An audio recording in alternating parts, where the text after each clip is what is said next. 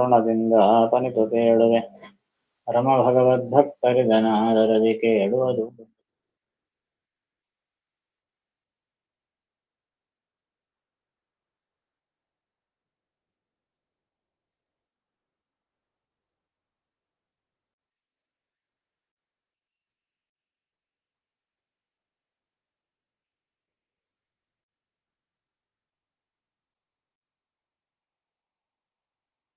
ಋಷಿಗಳಿಗೆ 100 ನಾಮಗಳನ್ನು ವಾಮನ ಪುರಾಣದಲ್ಲಿ ಹೇಳಿದಂತಹ ಆ ರುಜುಗಳಿಗಿರುವ 100 ನಾಮಗಳನ್ನು ಹೇಳಿ ಅದರ ಫಲಶ್ರುತಿಯನ್ನು ಕೂಡ ಹೇಳಿದ ಮೇಲೆ ಇನ್ನು ಆ ರುಜುಗಳ ಅದ್ಭುತವಾದಂತಹ ಮಹಿಮೆಗಳನ್ನು ಮುಂದಿನ ಪದ್ಯಗಳಲ್ಲಿ ತಿಳಿಸ್ತಾ ಇದ್ದಾರೆ.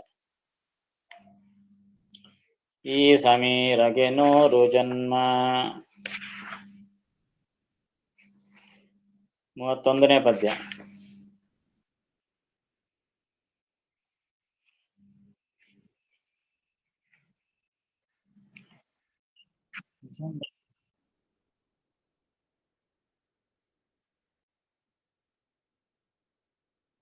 ಮಹಾಸುಖ ಪ್ರಾರಬ್ಧ ಭೋಗ.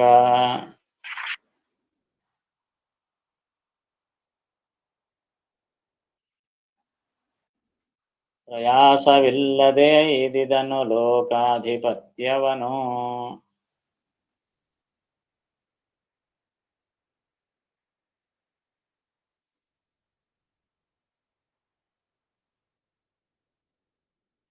ಭೂಸುರನ ಒಪ್ಪಿಡಿಯವರಿಗೆ.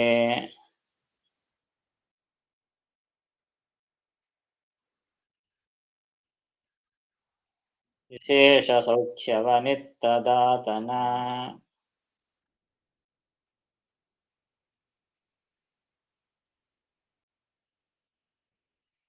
ದಾಸವರಿಯನು ಲೋಕಪತಿ ಎನಿಸುವುದು ಅಚ್ಚರವೇ.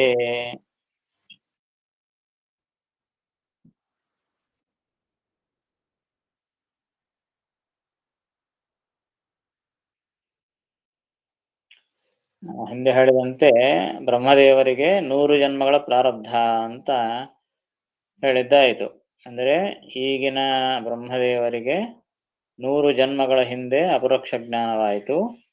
ಈ 100 ಜನ್ಮಗಳು ಕೂಡ ಪ್ರಾರಬ್ಧ ಕರ್ಮ ಎಂಬ ಮಾತನ್ನು ತಿಳ್ಕೊಂಡಿದೆ. ಪ್ರಾರಬ್ಧ ಕರ್ಮ ಅಂತ ಮಾತ್ರಕ್ಕೆ ಅದೇನೋ ಕೆಟ್ಟ ಪದ ಅಂತ ತಿಳ್ಕೋಬಾರ್ದು. ನಾವು ಬಯಲಕ್ಕೆ ಉಪಯೋಗಿಸ್ತೀವಿ ನಿನ್ ಪ್ರಾರಬ್ಧ ಅನ್ಕಂತ. ನಮಗಿರೋದು ದುಃಖದ ಪ್ರಾರಬ್ಧ, ಅವರಿಗೆ ಬ್ರಹ್ಮದೇವರಿಗಿರೋದು ಸುಖದ ಪ್ರಾರಬ್ಧ. ಅಪರೋಕ್ಷ ಜ್ಞಾನವಾದ ಮೇಲಕ್ಕೂ ಕೂಡ ಕಂಪಲ್ಸರಿ ಆ 100 ಜನ್ಮಗಳ ಸುಖವನ್ನು ಅನುಭವ ಮಾಡಿದ ಮೇಲಕ್ಕೆ ಮೋಕ್ಷಕ್ಕೆ ಹೋಗಬೇಕು.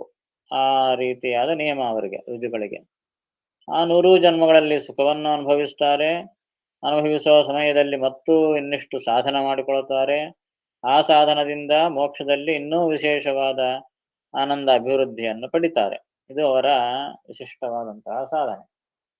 ಹೀಗಾಗಿ ಈ ಸಮೀರಗೆ, ಸಮೀರ ಅಂದ್ರೆ ವಾಯುದೇವರು, ಈ ಸಮೀರಗೆ, ಈ ವಾಯುದೇವರಿಗೆ 100 ಜನ್ಮ ಮಹಾಸುಖ ಪ್ರಾರಬ್ಧ ಭೋಗ. 100 ಜನ್ಮಗಳ ಕಾಲ ಮಹಾಸುಖ ಪ್ರಾರಬ್ಧ ಭೋಗ. ಮಹಾಸುಖವನ್ನು, ಏನು ಅಲ್ಪ ಸ್ವಲ್ಪ ಸುಖ ಅಲ್ಲ, ಅವರಿಗೆ ಶತಾನಂದರು ಅಂತ ಹೆಸರು. ಬ್ರಹ್ಮದೇವರಿಗೆ ಮಹಾಸುಖವನ್ನು ಅನುಭವ ಮಾಡುತ್ತಾರೆ. ಆ ರೀತಿಯಾಗಿ ಮಹಾಸುಖದ ಪ್ರಾರಬ್ಧ ಭೋಗ ಆ ವಾಯುದೇವರಿಗೆ 100 ಜನ್ಮಗಳ ಕಾಲ ಇದೆ.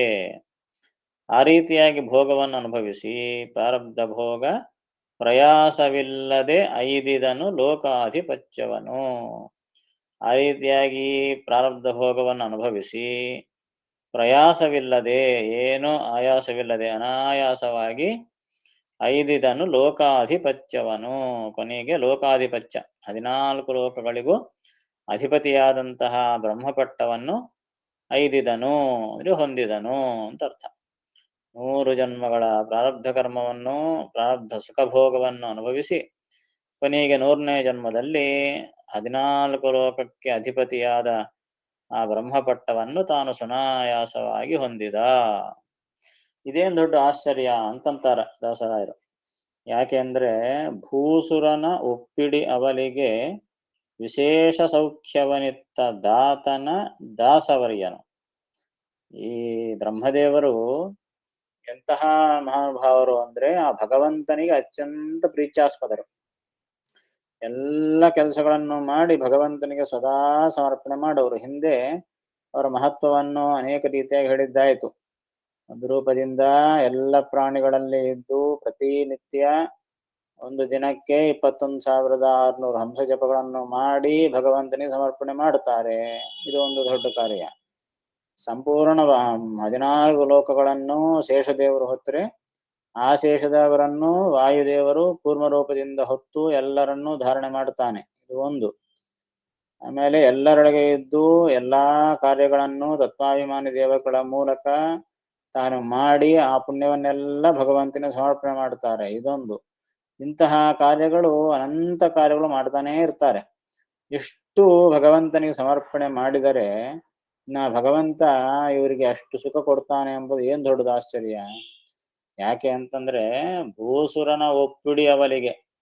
ಆ ಕುಚೇಲ ಭಗವಂತನ ಕೃಷ್ಣ ಪರಮಾತ್ಮನ ಸ್ನೇಹಿತ ಬಡಬ್ರಾಹ್ಮಣ ಕುಚೇಲ ಕೃಷ್ಣನಿಗೆ ಕೊಟ್ಟಿದ್ದೇನು ಒಂದೇ ಒಂದು ಹಿಡಿ ಅವಲಕ್ಕಿ. ಒಂದು ಹಿಡಿ ಅವಲಕ್ಕಿಗೆ ಎಂತಹ ಸಂಪತ್ತು ಕೊಟ್ಟ ಕುಚೇಲನಿಗೆ. ಅದ್ಭುತವಾದಂತಹ ಸಂಪತ್ತನ್ನು ಕೊಟ್ಟ. ಒಂದು ಹಿಡಿ ಅವಲಕ್ಕಿಗೆ ಇಷ್ಟು ಸಂಪತ್ತನ್ನು ಕೊಟ್ರೆ ಮತ್ತೆ ಬ್ರಹ್ಮದೇವರು ಏನು ಕೊಟ್ಟ ಭಗವಂತನಿಗೆ? ಸಂಪೂರ್ಣ ಜಗತ್ತಿನ ಎಲ್ಲ ಕ್ರಿಯೆಗಳನ್ನು ತಾನು ಮಾಡಿಸಿ ಎಲ್ಲವನ್ನೂ ಭಗವಂತನ ಸಮರ್ಪಣೆ ಮಾಡಿದ. ಅಂತಹ ಬ್ರಹ್ಮದೇವರಿಗೆ ಈ 14 ಲೋಕಾಧಿಪತ್ಯ ಕೊಡೋದು ಆಶ್ಚರ್ಯ ಏನಿದೆ ಅಂತಂತಾರೆ. ಭೂಸುರ ಅಂದ್ರೆ ಬ್ರಾಹ್ಮಣನ ಒಪ್ಪಿಡಿ ಅವಲಿಗೆ. ಒಪ್ಪಿಡಿ ಒಂದು ಹಿಡಿ ಅವಲಿಗೆ ಅಂದ್ರೆ ಅವಲಕ್ಕಿಗೆ ಅವಲಕ್ಕಿ ಕೊಟ್ಟಿದ್ದಕ್ಕೆ ಏನ್ ಮಾಡಿದ? ವಿಶೇಷ ಸೌಖ್ಯವನಿತ್ತ. ಅದ್ಭುತವಾದಂತಹ ಸುಖವನ್ನು ಕೊಟ್ಟಂತಹ ಅಂತಹ ದಾತನಾದ ಭಗವಂತನ ದಾಸವರ್ಯನು ಯಾರು? ಈ ಬ್ರಹ್ಮದೇವರು. ಅಂತಹ ಕೃಷ್ಣ ಪರಮಾತ್ಮನ ಭಗವಂತನ ದಾಸವರ್ಯ ಈ ಬ್ರಹ್ಮದೇವರು. ಮತ್ತೆ ಅಂತಹ ಬ್ರಹ್ಮದೇವರು ಲೋಕಪತಿ ಎನಿಸುವುದು ಅಚ್ಚರವೇ? ಪ್ರಶ್ನೆ ಆಗ್ತಾ ಇದ್ದಾರೆ. ಮತ್ತೆ ಇಂತಹ ಬ್ರಹ್ಮದೇವರು ಲೋಕಪತಿ ಆಗೋದು, ಲೋಕಕ್ಕೆ ಗುರುಗಳಾಗೋದು ಏನ್ ದೊಡ್ಡ ಆಶ್ಚರ್ಯ.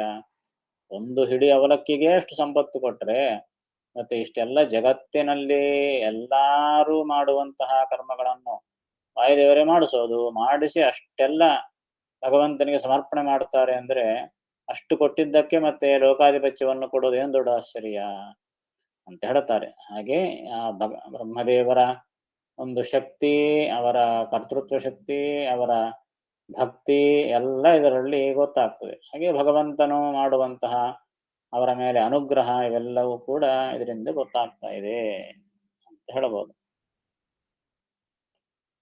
ಇದನ್ನ ಅರ್ಥ ಆಯ್ತು. ಬರ್ಕಲ್ಲ.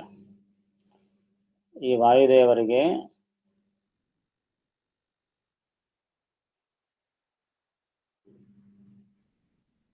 ನೂರು ಜನ್ಮಗಳ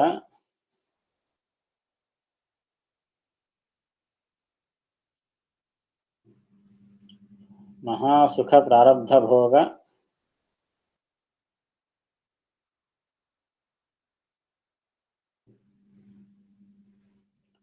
ಇರುತ್ತದೆ.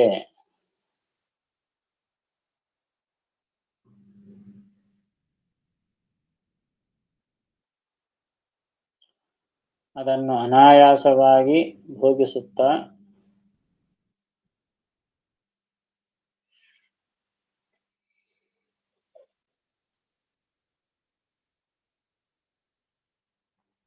ಕೊನೆಗೆ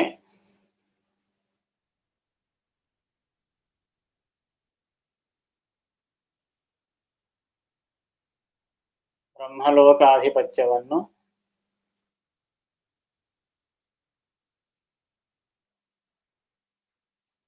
ಹೊಂದುತ್ತಾನೆ.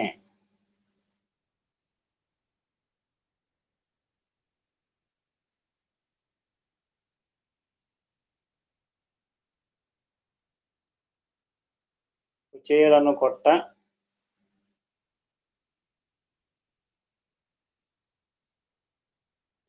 ಒಂದು ಹಿಡಿಯ ಅವಲಕ್ಕಿಗೆ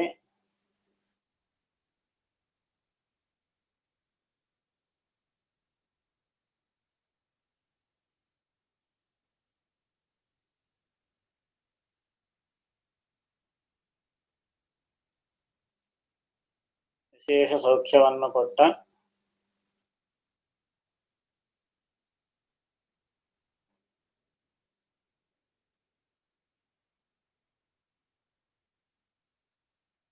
ಭಗವಂತನ ದಾಸಶ್ರೇಷ್ಠರಾದ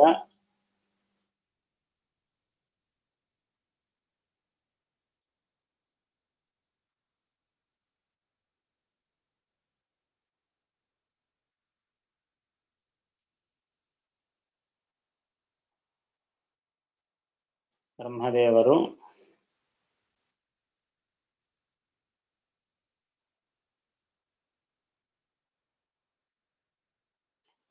ಲೋಕಾಧಿಪತಿಗಳಾಗುವುದು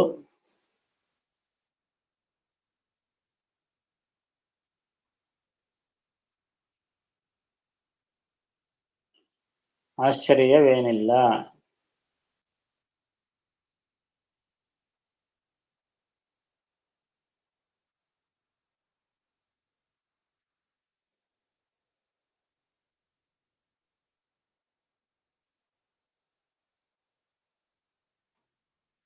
ಈ ಸಂನೋ ಜನ್ಮನಃ ಸುಖ ಪ್ರಾರಬ್ಧ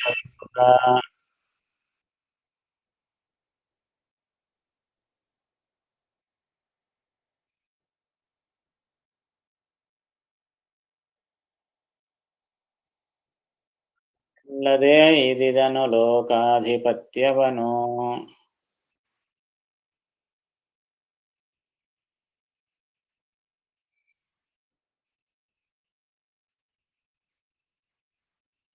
ಭೂಸುರನ ಒಪ್ಪಿಡಿಯವಲಿಗೆ ವಿಶೇಷ ಸೌಖ್ಯವನಿತ್ತದಾತನ.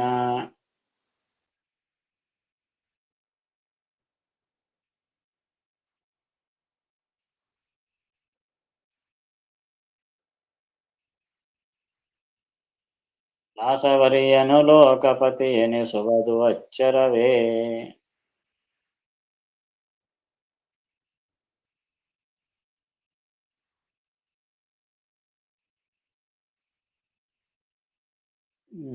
ಮುಂದಿನ ಇದರಲ್ಲಿ ಕೂಡ ಅವರ ಸಾಧನ ಬಗ್ಗೆ ಹೇಳುತ್ತಾರೆ.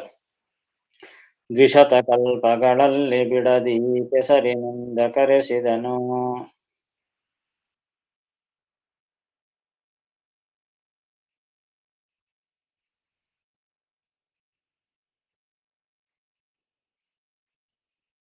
ತನ್ನೊಷಗ ಅಮರರೊಳಿದ್ದು ಮಾಡುವ ನವರ ಸಾಧನವ.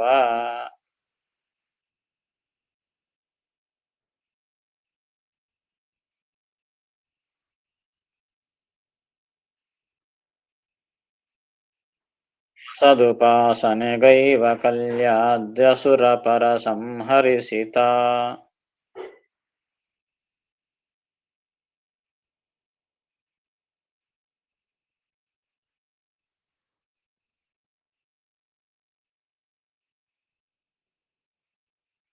ಪುಂಬಸುರ ಪದವೈದಿದನು ಗುರು ಪವಮಾನ ಸತಿಯೊಡನೆ.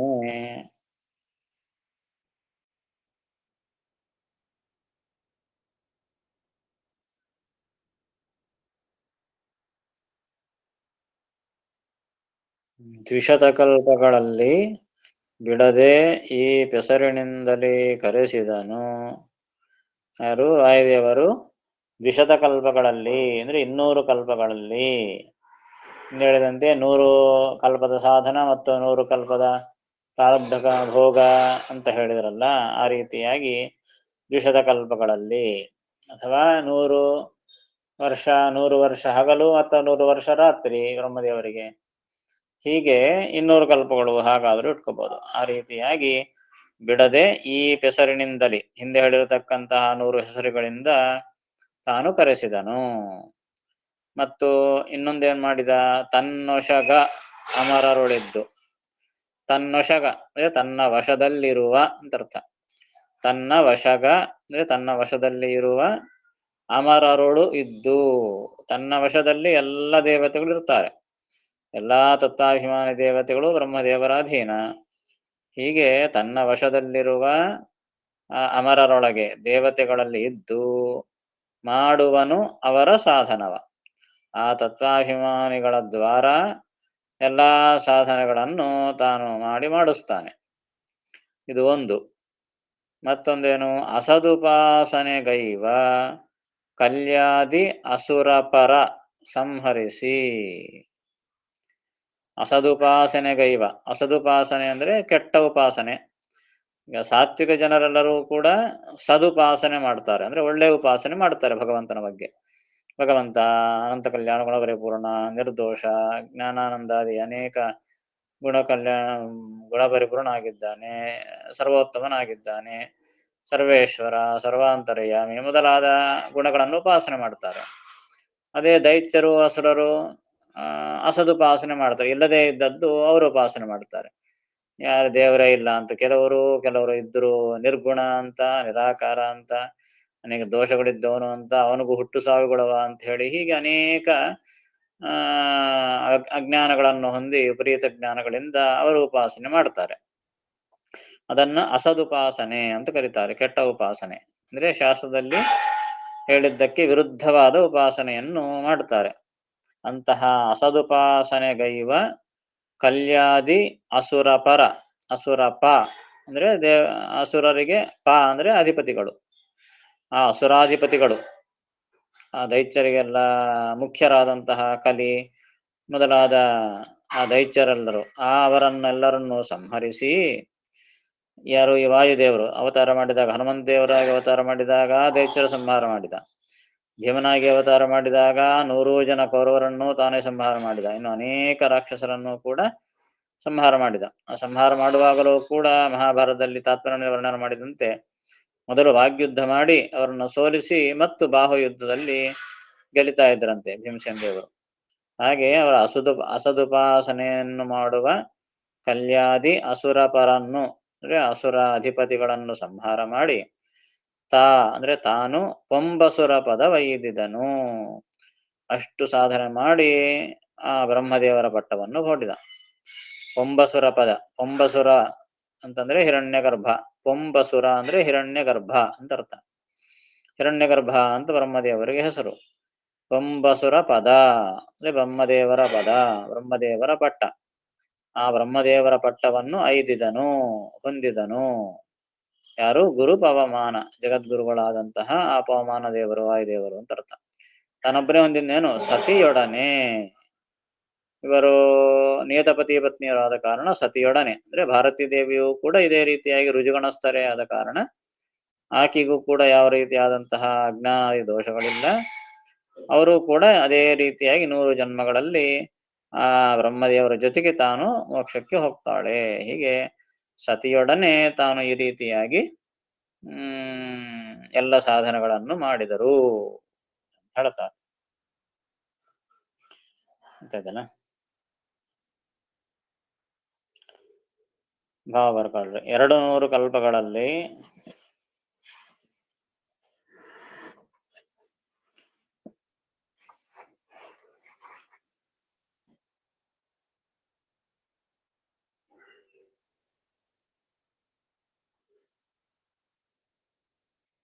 ವಾಯುದೇವರು ಈ ಹೆಸರುಗಳಿಂದ ಕರೆಸುತ್ತಾರೆ.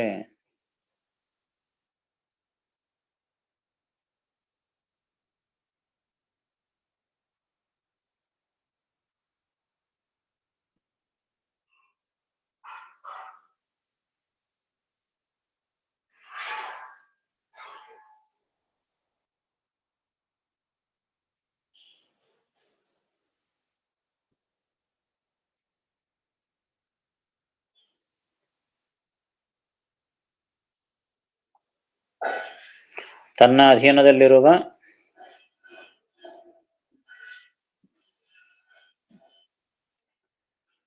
ದೇವತೆಗಳಲ್ಲಿದ್ದು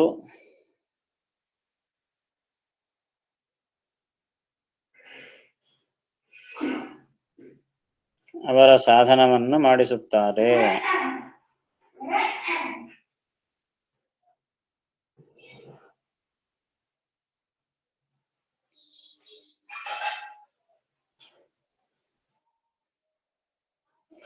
ಅಸದುಪಾಸನೆ ಮಾಡುವ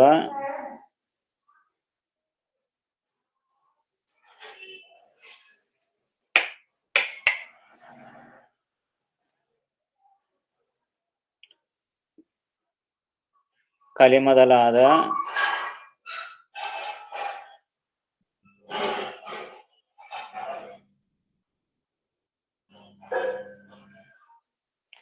ಮಹಾ ಅಸುರರನ್ನು ಸಂಹರಿಸಿ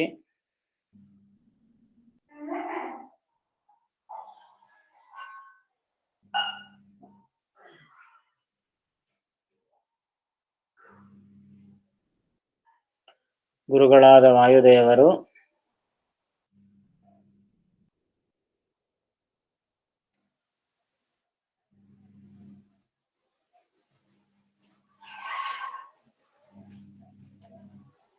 ತನ್ನ ಪತ್ನಿಯಾದ ಭಾರತೀ ದೇವಿಯಿಂದ ಕೂಡಿ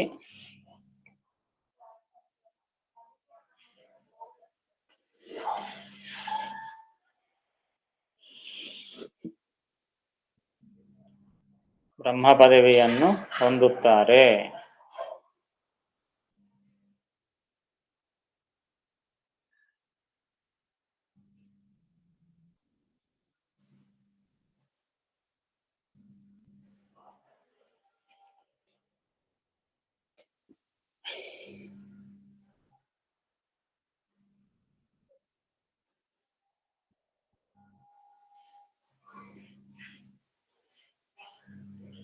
ದ್ವಿಶತಕಲ್ಪಗಳಲ್ಲಿ ಬಿಡದಿ ಪೆಸರಿನಿಂದಲಿ ಕರೆಸಿದನು.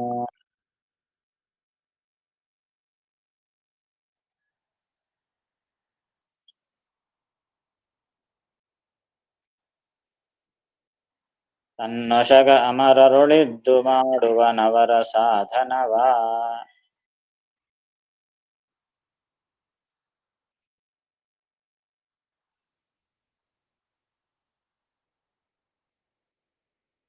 ಅಸದುಪಾಸನೆಗೈವ ಕಲ್ಯಾಜ್ಯ ಸುರಪರ ಸಂಹರಿಸಿತ.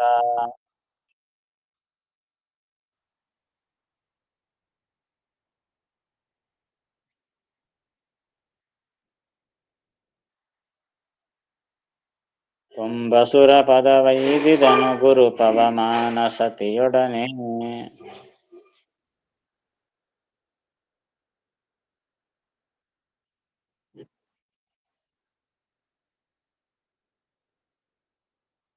ಬರಲಿ ಪೊಂಬಸುರ ಅಂದ್ರೆ ಬ್ರಹ್ಮದೇವರು ಅಂತ ಬರ್ಕೊಳ್ಬೇಕಾದ್ರೆ ಬಳತನ ಬಂದದ ನೆನಪಿಗೆ ಮತ್ತೆ ಬರ್ಕೊಳ್ಳಿ.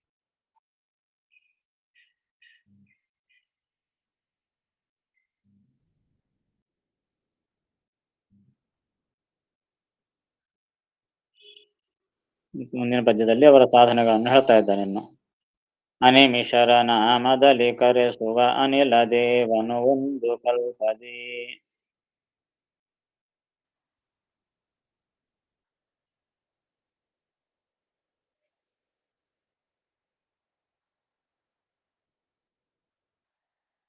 ವನಜ ಸಂಭವನೆನಿಸಿ 87 ವರುಷ.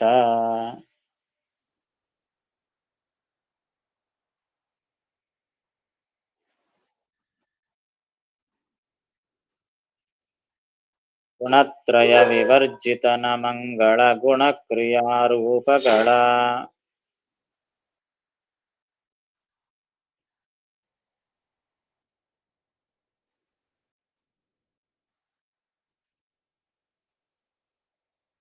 ಉಪಾಸನವು ಅವ್ಯಕ್ತಾದಿ ಪೃಥ್ವಿಯಂತರದಿರುತಿಹದು.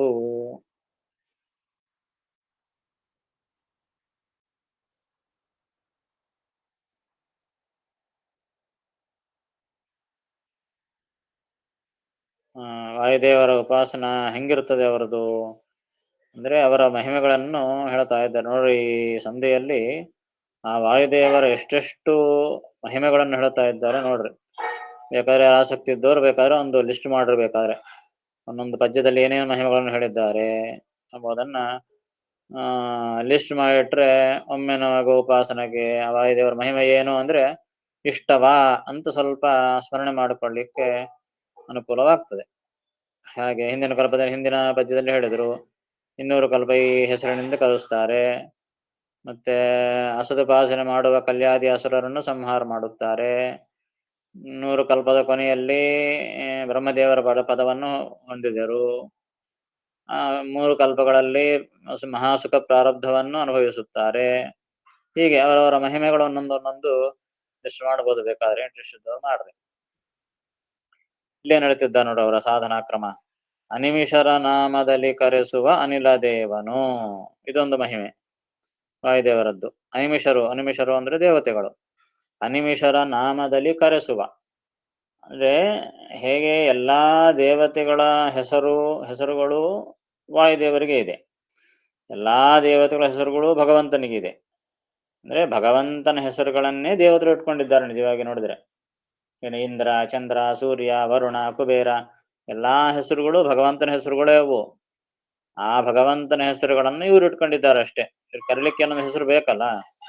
ಮನೆಯಲ್ಲಿ ನಾಮಕರಣ ಮಾಡೋ ಕಾಲಕ್ಕೆ ತಾತನ ಹೆಸರಿಟ್ಟಿರ್ವಿ, ಮುತ್ತಾತನ ಹೆಸರಿಟ್ಟಿವಿ ಅಂತಂತ ಇರ್ತಾರ. ಹಾಗ ಈ ದೇವತೆಗಳು ಕೂಡ ತಮ್ಮ ತಾತ ಯಾರು, ಭಗವಂತ ನಾರಾಯಣ, ಅವ್ರ ಹೆಸರನ್ನ ಭಗವಂತನ ಹೆಸರುಗಳನ್ನ ಎಲ್ಲಾರು ಇಟ್ಕೊಂಡ್ರು.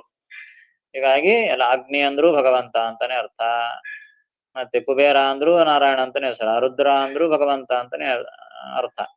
ಎಲ್ಲಾ ದೇವತೆಗಳ ಹೆಸರುಗಳು ಭಗವಂತನ ಹೆಸರುಗಳೇ ಪ್ರಧಾನವಾಗಿ. ಅದಾದ ಮೇಲಕ್ಕೆ ವಾಯುದೇವರ ಹೆಸರುಗಳು ಇವೆಲ್ಲ ಕೂಡ. ಹೀಗೆ ಎಲ್ಲಾ ದೇವತೆಗಳ ಹೆಸರಿನಿಂದಲೂ ಕೂಡ ವಾಯುದೇವರು ಕರೆಯಲ್ಪಡ್ತಾರೆ. ಪ್ರಧಾನವಾಗಿ ದೇವರು ಕರೆಯಲ್ಪಡ್ತಾನೆ, ಅನಂತರ ವಾಯುದೇವರು ಕರೆಯಲ್ಪಡ್ತಾರೆ ಅನ್ನೋದು. ಹೀಗೆ ಅನಿಮಿಷರ ನಾಮದಲ್ಲಿ ಕರೆಸುವ ಅನಿಲ ದೇವನು. ಅನಿಲ ದೇವನು ಅಂದ್ರೆ ಈ ವಾಯುದೇವರು ಎಲ್ಲ ದೇವತೆಗಳ ಹೆಸರುಗಳಿಂದ ಇವರನ್ನು ಕರೆಯಬಹುದು. ಎಲ್ಲಾ ದೇವತೆಗಳ ಹೆಸರುಗಳು ಕೂಡ ವಾಯುದೇವರಿಗೂ ಇದೆ ಅಂತ ಅರ್ಥ. ಇದು ಒಂದು ಮಹಾಮಹಿಮೆ ವಾಯುದೇವರದ್ದು.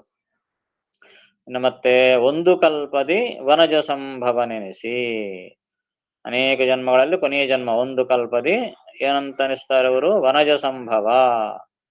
ವನಜ ಅಂದ್ರೆ ಕಮಲ, ವನಜ ಸಂಭವ ಅಂದ್ರೆ ಕಮಲ ಸಂಭವ, ಕಮಲದಲ್ಲಿ ಹುಟ್ಟಿದವನು ಅಂದ್ರೆ ಬ್ರಹ್ಮದೇವರು ಅಂತ ಅನಿಸ್ಕೊಂಡ್ರು.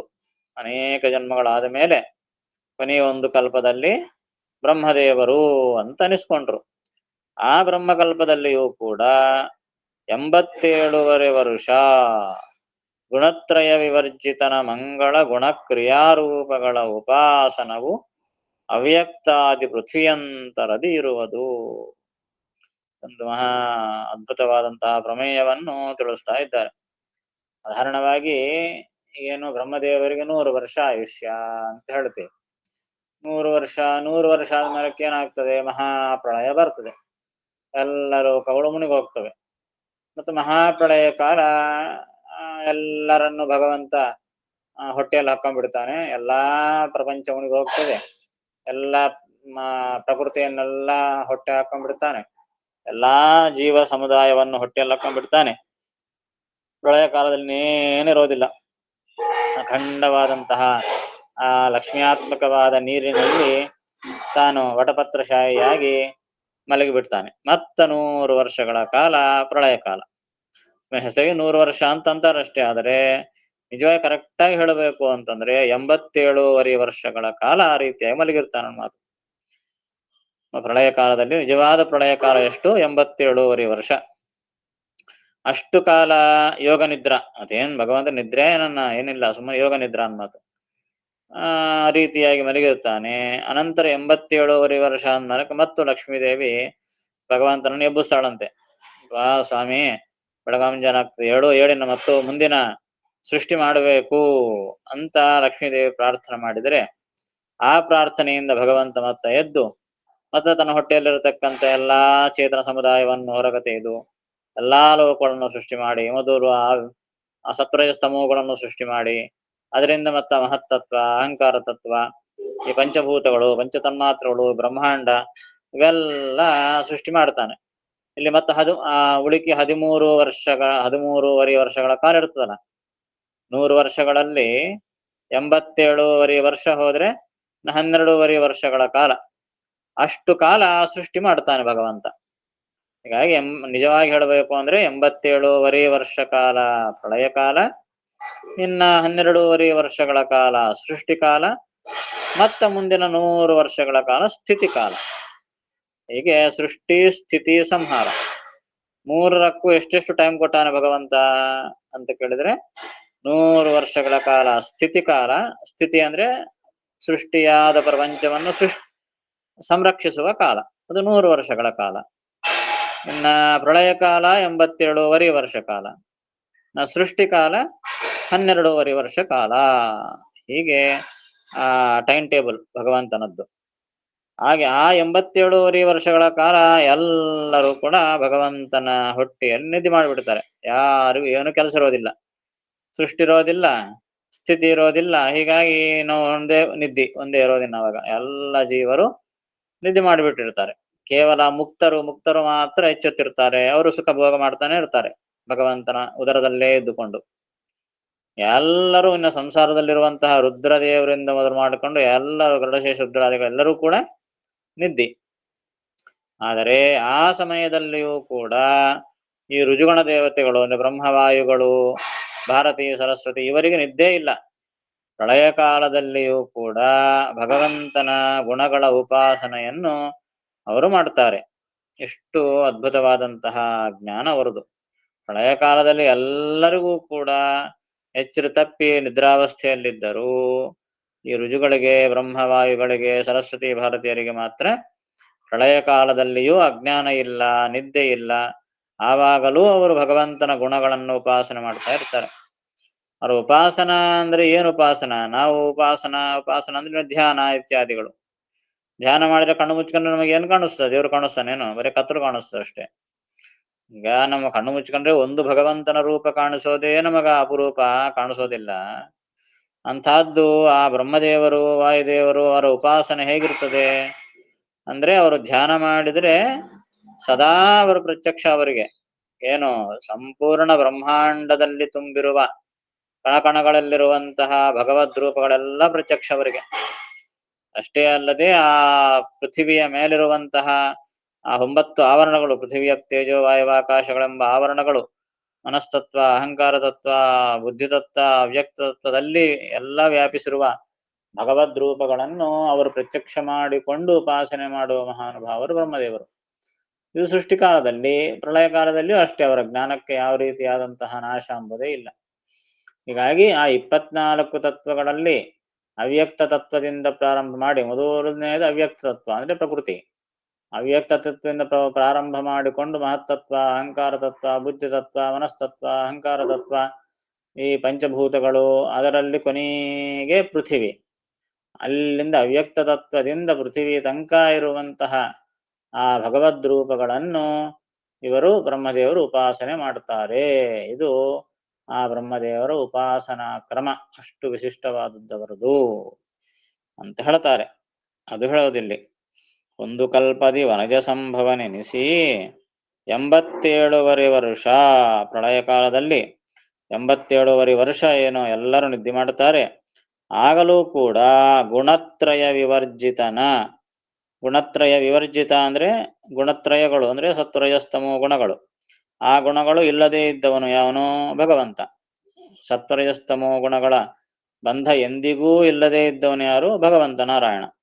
ಅಂತಹ ನಾರಾಯಣನ ಮಂಗಳ ಗುಣಕ್ರಿಯಾರೂಪಗಳ, ಮಂಗಳಕರವಾದ ಗುಣಗಳು, ಮಂಗಳಕರವಾದ ಕ್ರಿಯೆಗಳು, ಮಂಗಳಕರವಾದ ರೂಪಗಳು, ಇವುಗಳ ಉಪಾಸನ ಮಾಡ್ತಾರೆ. ಏನೋ ಒಂದು ರೂಪದಲ್ಲೇ ಮಾಡ್ತಾರೇನೋ ಅಂದ್ರೆ ಅವ್ಯಕ್ತಾದಿ ಪೃಥ್ವಿಯಂತರದಿ ಇರುತಿಹದು. ಅವ್ಯಕ್ತಾದಿ ಅಂದ್ರೆ ಅವ್ಯಕ್ತ ತತ್ವ ಮೊದಲು ಮಾಡಿಕೊಂಡು ಪೃಥ್ವಿ ಅಂತರದಿ, ಪೃಥ್ವಿ ಪರ್ಯಂತ ಇರುವ ಆ ಭಗವದ್ ರೂಪಗಳನ್ನು ವಿಶೇಷವಾಗಿ ಇವರು ಧ್ಯಾನದಲ್ಲಿ ಪ್ರತ್ಯಕ್ಷ ಮಾಡಿಕೊಂಡು ಉಪಾಸನೆ ಮಾಡ್ತಾರೆ. ಇದು ಆ ವಾಯುದೇವರ, ಬ್ರಹ್ಮದೇವರ ಅದ್ಭುತವಾದ ಮಹತ್ವ ಅಂತ ಹೇಳ್ತಾ ಇದ್ದಾರೆ. ಸೊ ಇಲ್ಲಿ ವಾಯುದೇವರ ಮಹಿಮೆಗಳನ್ನು ಏನಂತ ನಾವು ಹೇಳಬಹುದು ಅಂದ್ರೆ ಎಲ್ಲಾ ದೇವತೆಗಳ ಹೆಸರುಗಳಿಂದ ಕರೆಸ್ತಾನೆ. ಮತ್ತೆ 87 ವರ್ಷಗಳ ಕಾಲ ಇರುವಂತಹ ಪ್ರಳಯದಲ್ಲಿಯೂ ಭಗವಂತನ ಉಪಾಸನೆ ಮಾಡ್ತಾರೆ. ಆಗಲೂ ಅವರಿಗೆ ಅಜ್ಞಾನ, ನಿದ್ರೆ ಮೊದಲಾದ ಯಾವ ದೋಷಗಳು ಇಲ್ಲ. ಅವ್ಯಕ್ತ ತತ್ವದಿಂದ ಮೊದಲು ಮಾಡಿಕೊಂಡು ಪೃಥಿವಿ ಪರ್ಯಂತ ಇರುವ ಆ ಭಗವದ್ ರೂಪಗಳನ್ನು ಉಪಾಸನೆ ಮಾಡುತ್ತಾರೆ ಅಂತ ಅವರ ಗುಣಗಳನ್ನು ನಾವು ಹೇಳಬಹುದು.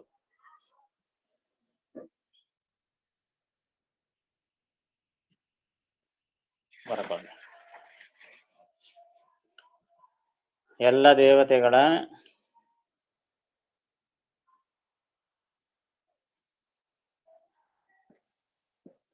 ಹೆಸರುಗಳಿಂದ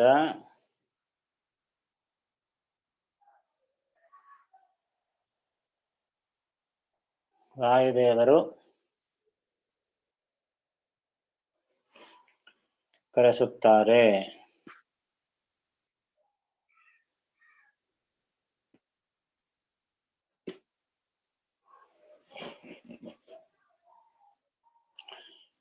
ಒಂದು ಕಲ್ಪದಲ್ಲಿ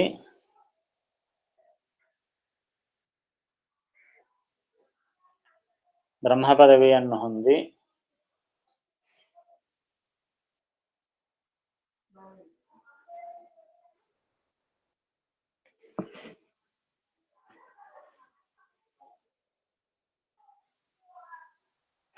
ಎಂಬತ್ತೇಳೂವರೆ ವರ್ಷಗಳ ಕಾಲ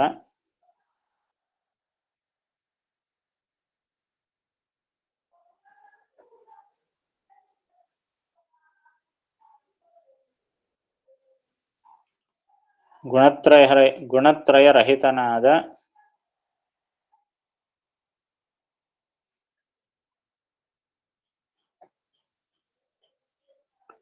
ಭಗವಂತನ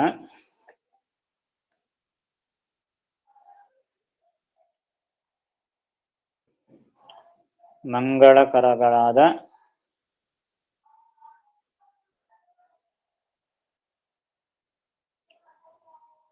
ಗುಣಕ್ರಿಯಾರೂಪಗಳ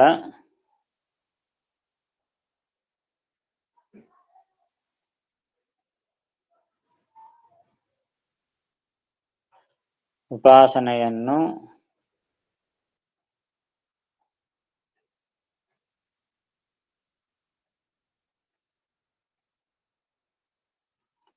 ಅವ್ಯಕ್ತ ತತ್ವದಿಂದ ಪ್ರಾರಂಭಿಸಿ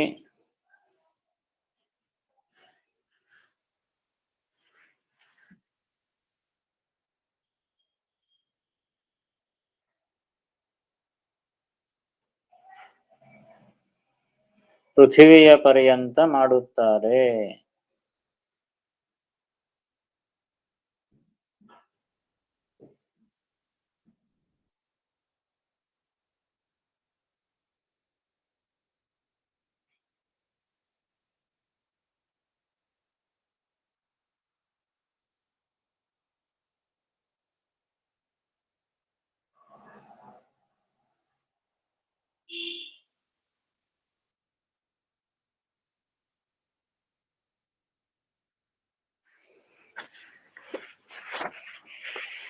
ಅನಿಮಿಷರ ನಾಮದಲ್ಲಿ ಕರೆಸುವ ಅನಿಲ ದೇವನು ಒಂದು ಕೈಯಲ್ಲಿ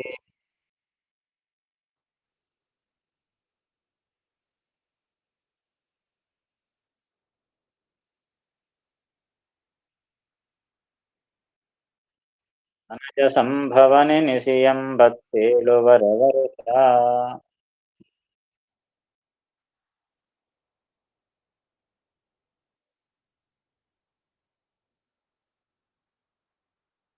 ಗುಣತ್ರಯ ವಿವರ್ಜಿತನ ಮಂಗಳ ಗುಣಕ್ರಿಯಾರೂಪಗಳ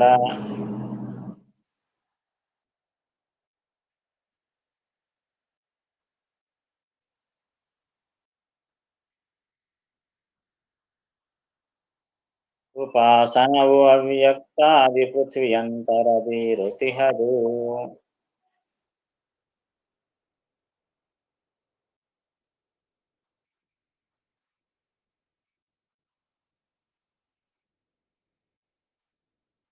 ಮತ್ತು ಇನ್ನ ಅವರ ವಿಶೇಷವಾದ ಸಾಧನೆಯನ್ನು ಇನ್ನೊಂದು ಪದ್ಯದಲ್ಲಿ ಹೇಳ್ತಾ ಇದ್ದಾರೆ.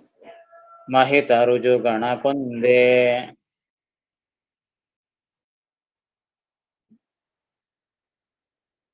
ಪರಮೋತ್ತಃ ವಿವರ್ಜಿತವೆಂಬ ದೋಷವು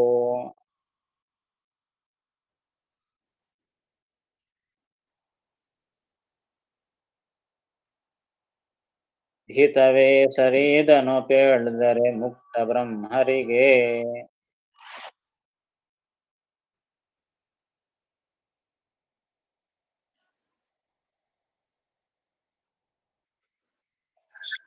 ಬಹದು ಸಾಮ್ಯ ಜ್ಞಾನ ಭಕ್ತಿಯು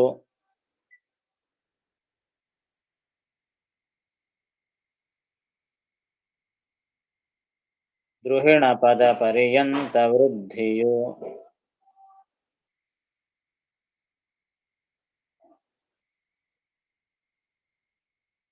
ಬಹಿರುಪಾಸನ ಉಂಟನಂತರ ಬಿಂಬ ದರ್ಶನವು.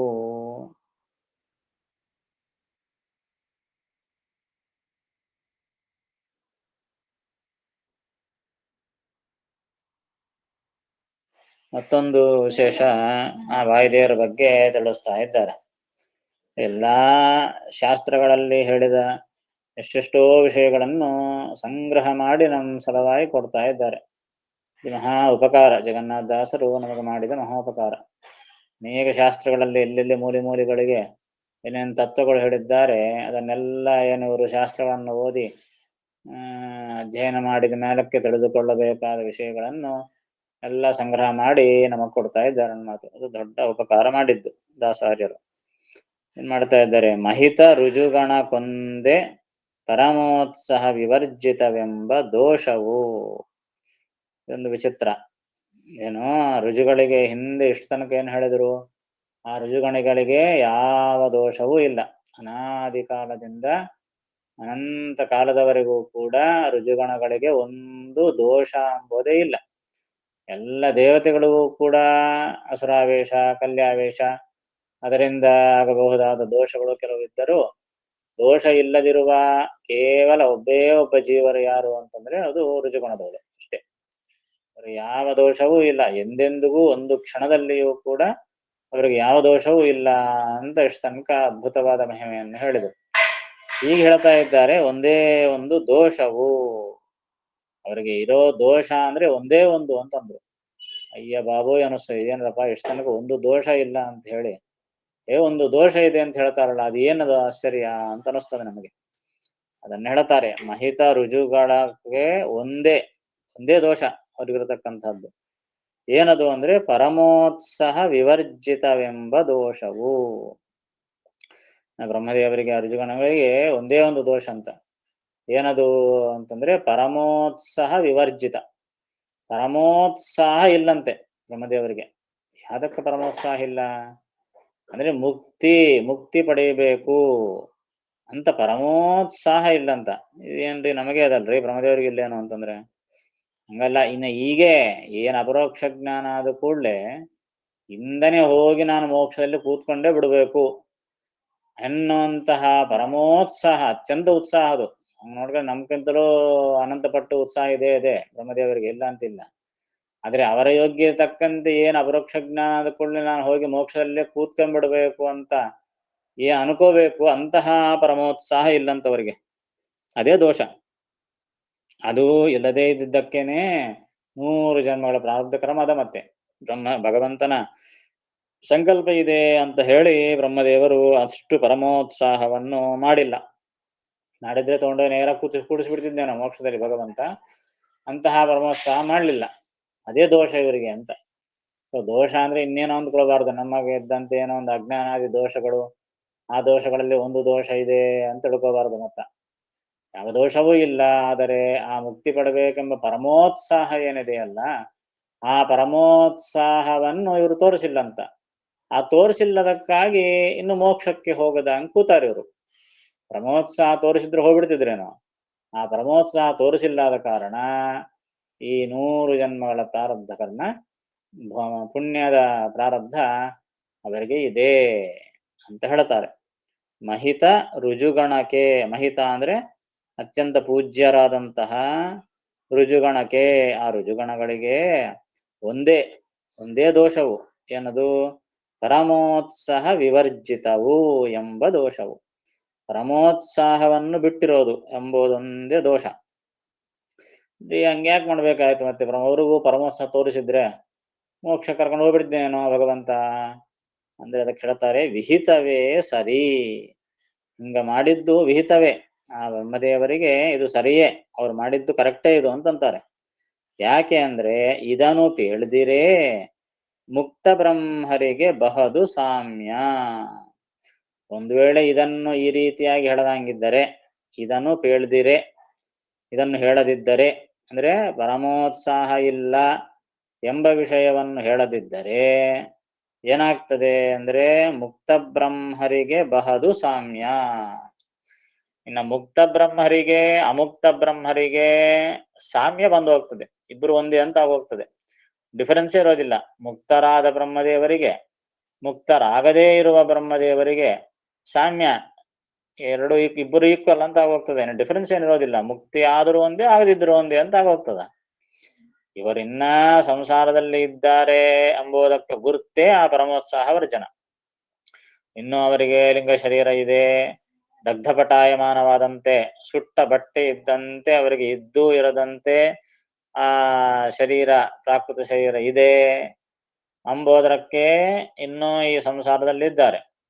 ಇನ್ನು ಮುಕ್ತ ಬ್ರಹ್ಮರಿಗೆ ಇವ್ರಿಗೆ ಡಿಫರೆನ್ಸ್ ಏನಪ್ಪಾ ಅಂತಂದ್ರೆ, ಇವರಿಗೆ ಒಂದೊಂದು ಜನ್ಮದಲ್ಲಿಯೂ ಈ ಜ್ಞಾನ ಭಕ್ತಿಗಳು ಅಭಿವೃದ್ಧಿ ಆಗ್ತಾ ಹೋಗ್ತದಂತೆ.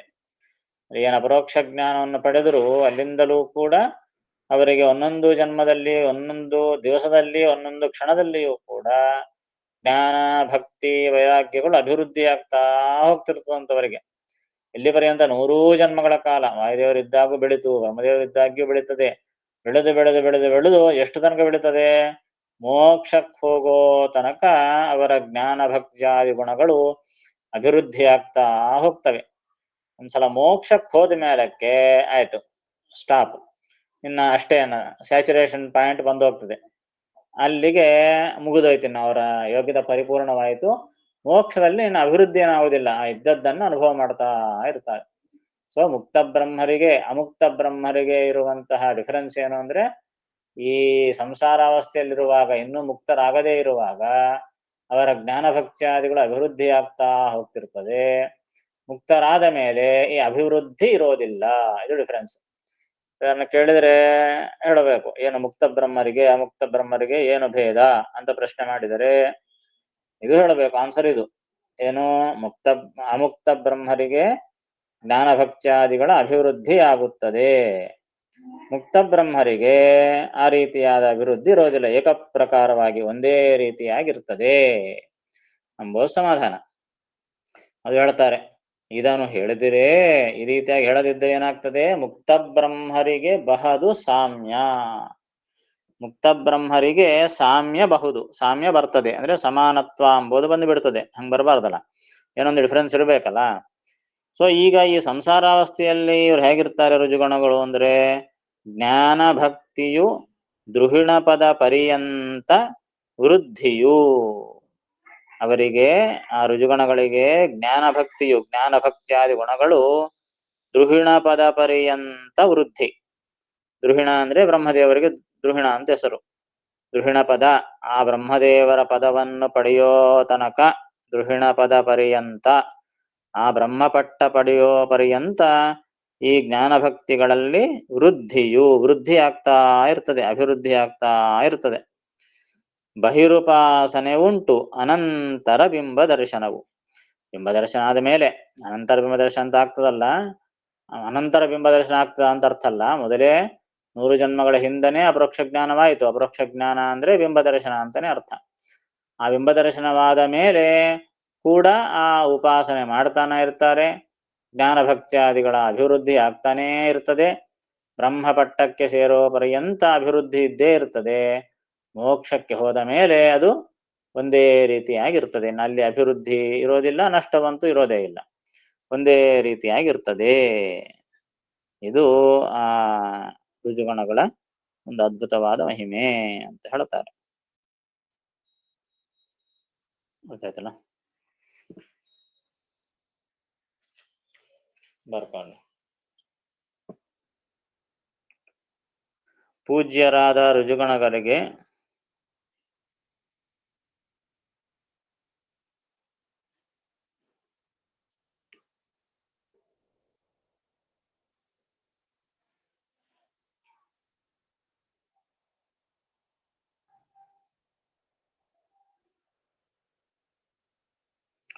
ಪರಮೋತ್ಸಾಹ ಇಲ್ಲದಿರುವಿಕೆ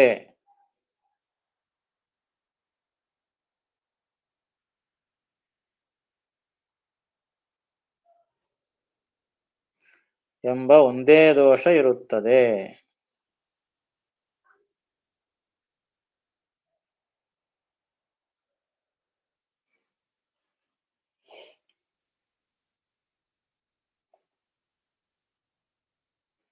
ಇದು ವಿಹಿತವೇ ಆಗಿದೆ.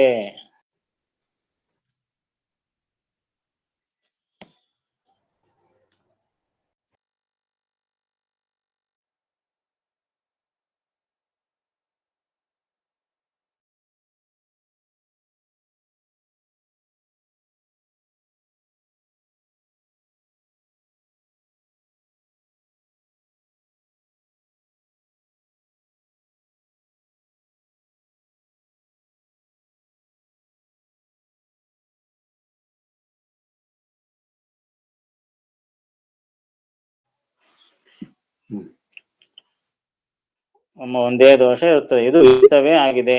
ಇದನ್ನು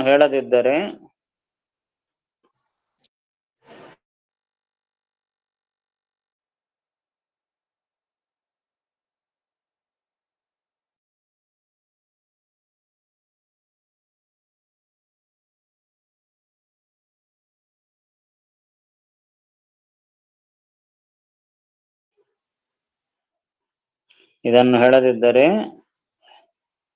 ಮುಕ್ತ ಬ್ರಹ್ಮರ ಜೊತೆಗೆ ಸಾಮ್ಯ ಬರುತ್ತದೆ.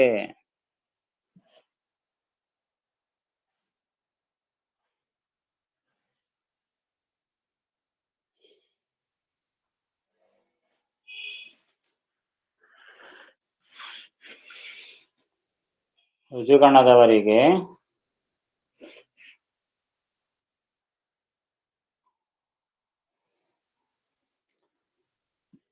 ಜ್ಞಾನಭಕ್ತ್ಯಾದಿಗಳು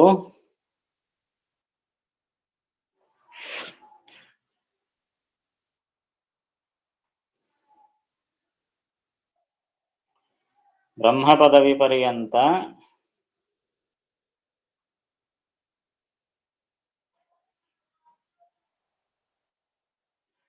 ಅಭಿವೃದ್ಧಿ ಹೊಂದುತ್ತವೆ.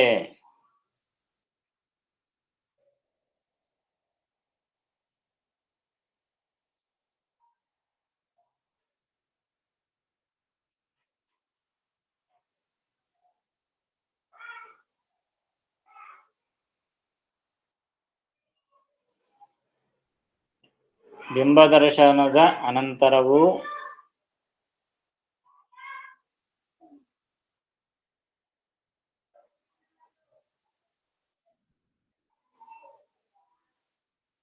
ಅವರಿಗೆ ವಿಶೇಷ ಉಪಾಸನೆ ಇರುತ್ತದೆ.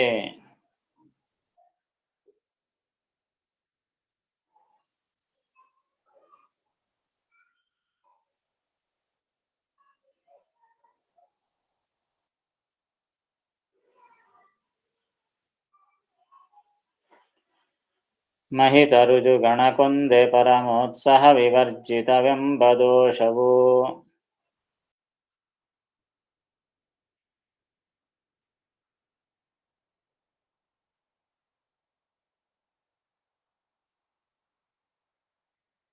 ವಿಹಿತವೇ ಸರಿ. ಇದನ್ನು ಪೇಳ್ದಿರೆ ಮುಕ್ತ ಬ್ರಹ್ಮರಿಗೆ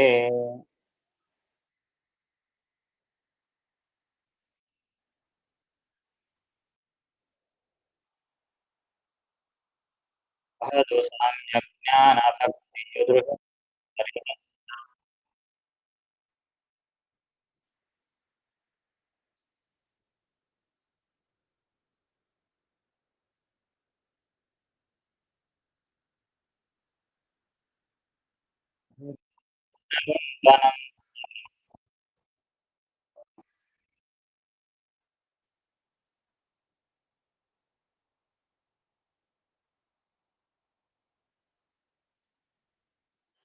ಸಂಶಯ ಇದ್ರೆ ಕೇಳಬಹುದು.